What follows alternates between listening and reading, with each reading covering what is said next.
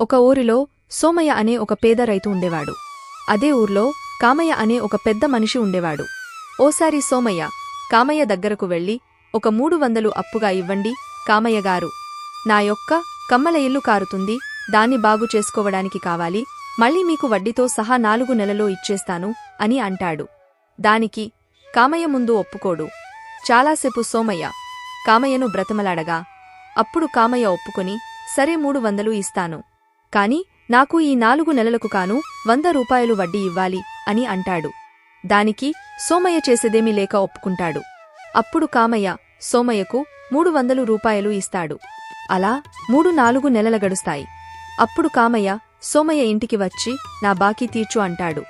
అప్పుడు సోమయ్య, అయ్యా, నా పంటలో చాలా నష్టం వచ్చింది, ఇంకొక 4 నెలలు గడువు ఇస్తే మొత్తం మీ బాకీ తీర్చేస్తాను అని అంటాడు. అప్పుడు